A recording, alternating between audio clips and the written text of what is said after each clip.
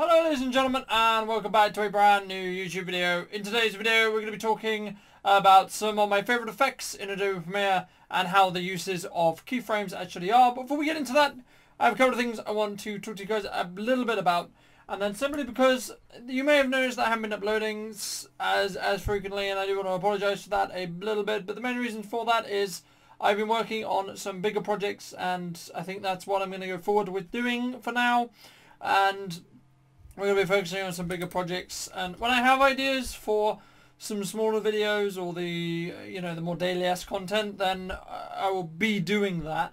But until then, I don't think I will be necessarily, because I don't want to put out stuff that's not necessarily worth you watching or as interesting as it could be. So I want to also use my time to produce some more kind of bigger scale projects. So I'm going to make a short film and a documentary, and we're going to be moving on to this edit very, very soon. But the vlogs that are going to be coming is going to be my vlog trips to Germany. That is going to be happening my time next week, but for you in 2 weeks time, simply because it's going to take me that little bit extra to actually get them edited and stuff like that. But we're going to jump into Premiere, but we're going to jump straight in and not waste any more time and talk about what we are going to be editing today. So let's just grab some footage. I'm going to import from any vlog that we feel like. So we're just going to grab a couple bits of B-roll and a talking headshot from a couple of vlogs ago.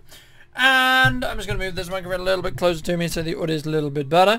And we're going to be starting off with how to use keyframes. So I'm going to just drag this file here.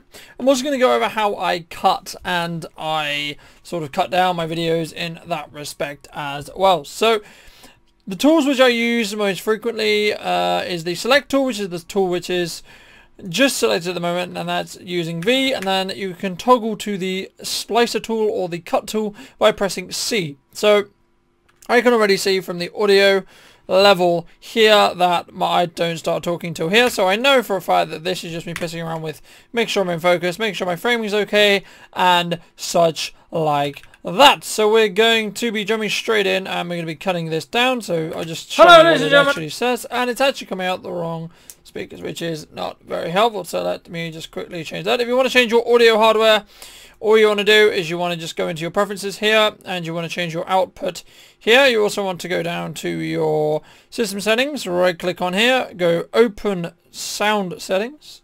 And why did Facebook decide it wanted to open? Thank you so much. That was an amazing timing, and we're going to set this to whatever the default device is. And welcome. Sometimes there is a little bug within Premiere that you sometimes just have to reopen and reclose. So close it and then reopen it again, just to actually have the audio play through the source that you want. But we should be all good now. Hello ladies and gentlemen, and welcome to a... So that is the piece of footage. Now I don't really like the way this comes in, so what we're going to do is we're going to fade it in. So the best way, or the easiest way to do that, is if you go up here to effect controls, you're going to go to your opacity layer, which is just here. You're going to click this little diamond, and we're also going to do the same to the audio. So we're going to go to the levels area, just here like so. I have a really itchy nose, and we're going to click the little diamond icon as well. And this is recorded at 60 OBS, so we're going to move 60 frames forward, so it takes 1 second. And we're just going to click the little diamonds again, and then we're going to move this arrow backwards to our previous keyframe, which is on the very first frame. And then we're just going to left click and drag this number to 0, and left click and drag this number all the way to negative 287.5 decibels, which will basically mean it will be completely silent. As you can see down here, my god, my nose.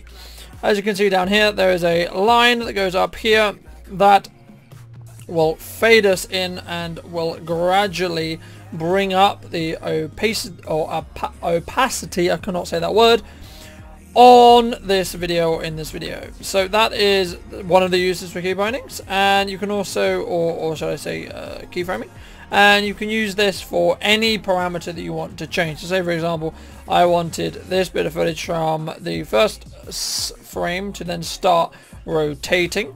I'm going to set a keyframe under rotation here, and then we're going to move to say 1047, and then we're going to set another keyframe, and I want it to be, by the time it goes to this frame, I want it to be 90 degrees. So as you can see here, it will slowly but steadily rotate its way around until it gets to that parameter on that keyframe. If you ever want to quickly select the keyframe, just click these arrows and it will toggle between where your keyframes actually are. If you want to remove a keyframe, just click there and it will remove it, and it will always be the parameter of the keyframe just be for it as well. So that's kind of keyframing in general. We're now going to go on to a couple of my favorite effects. For the time being, I'm just going to move my effect panel just over here, just that a little bit. So we're going to move on to our effect panel. Now there's two effects which I use the most frequently, which is fast blur and also warp stabilizer.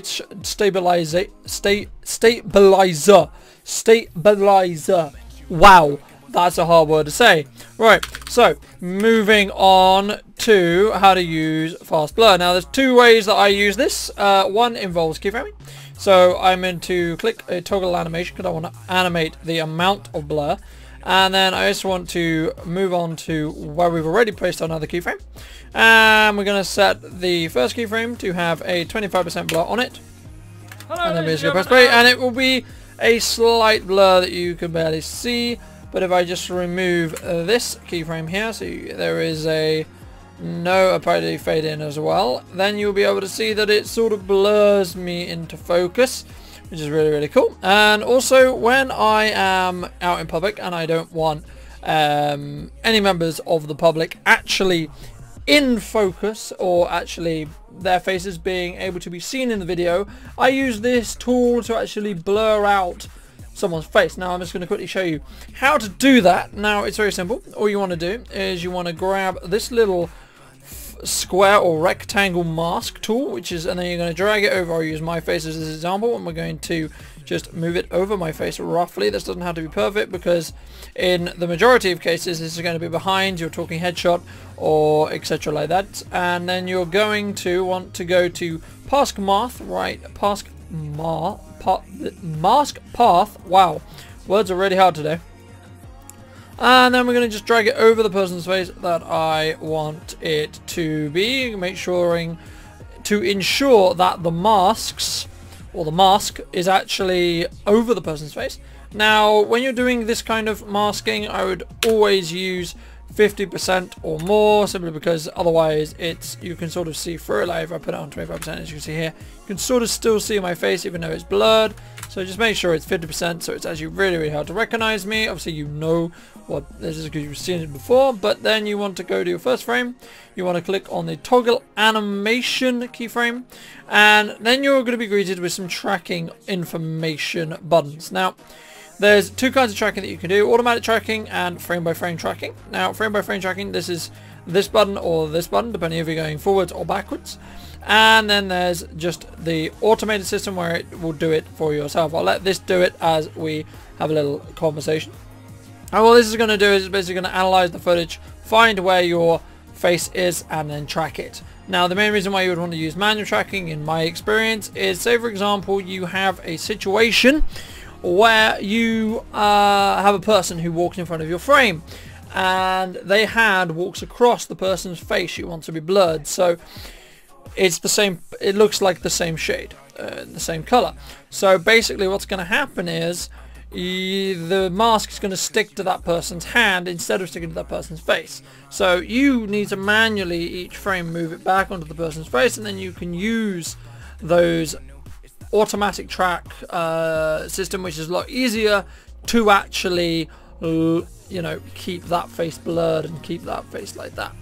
So that's how you do that, and that's a couple of techniques there. And then we're going to move on to when you're using your B-roll and having your B-roll and you want to make it pretty smooth now, or smooth out some of your B-roll, let me put it that way.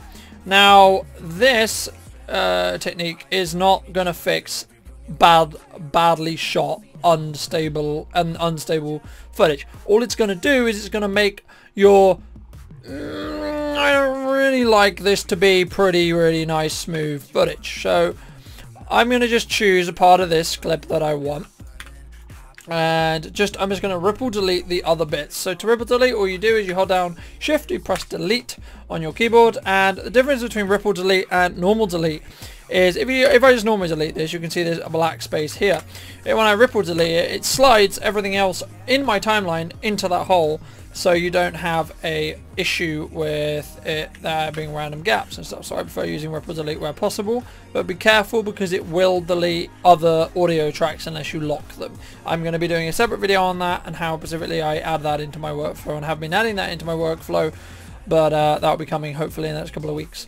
So this is what the footage looks like out of camera, or the clip that I'm actually going to be using. This is just 2 seconds, and now it's okay, but it could be a lot nicer. So what we're going to do is we're going to left click and drag warp stabilization onto this clip. Now something I would recommend is you actually cut out the part of the clip that you actually want to use and you actually want to use in your video.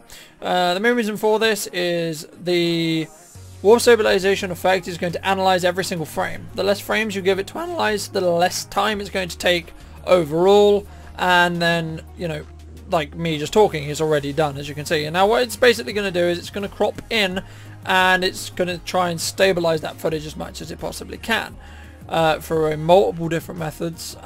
You can change the method of it, actually, how it stabilizes here. This will give you slightly different looks in this drop down just here. I normally leave it on the default. The only thing I will sometimes change is the smoothness amount depending on the footage. So if this looks clean and I like the look of this, which I do in this case, I will leave it as 50%. But sometimes there's some weird warping that happens with the footage specifically, and at that point would be then when I would drop this down to 5%. I sometimes might mess around with this being, you know, I might only want it on 5%. But I like the motion that I had here, and I kept this quite a steady shot using my glide cam, and also trying to do it as slowly as possible, recording at FPS, like as recording at 60 FPS. Now there is a couple of issues. Say for example you are deliberately recording at 60 FPS to allow this footage to actually be slowed down. So the way you would slow it down is you just right click on the footage. There's actually 2 ways, but this is the way I personally do it. You go to speed/duration, and there's 2 ways. So if you know the amount of that it is actually going to be slowed down by, you can just enter it here. So for example, I normally do 50 or 40%, or if you want the amount of time that that clip's going to take, you can just enter it here. But I normally just use the percentage because I know how long this is. Now what you're going to notice now, if I drag this warp stabilization on here, is warp stabilization cannot be used on a clip that has been slowed down, right? So this is now taking double the time, and it's going to be in slow motion, which makes everything look smoother and more awesome. But you can't now warp stabilize this. So say you weren't exactly happy with it even after you slow mode it. The way you fix that is very simple. You right click on the footage that you want, you go up to nest, and then you just nest it as a segment or a sequence, and then you can apply your warp stabilization to that sequence as you would do normally, and you can do the same with sped up footage or slowed down footage as well. So that is going to wrap up today's video, guys. If you did enjoy this little editing tutorial and you would like to see more videos like it, then make sure to leave this video with a like. And if you are new to the channel, make sure to be subscribed. I'm probably going to be going a video a week, something like that, but we'll just see. If I have something that I want to share with you and I want to show you, and there's projects I work in, I have stuff to show you, then I will be sure to show that to you. But it's mainly going to be quality over quantity at the moment as well. And I'm also, as I said in the start of the video, working on some bigger projects. So I'd like to thank you guys for watching. If you did enjoy this video and you would like to see more like it, then make sure to be subscribed to the channel. Feel free to check out some of my other stuff. I've got lots of other cool vlogs and cinematic sequences and tips and tutorials on different techniques and so on. And I'd like to thank you guys for watching once again, and I'll see you guys next time.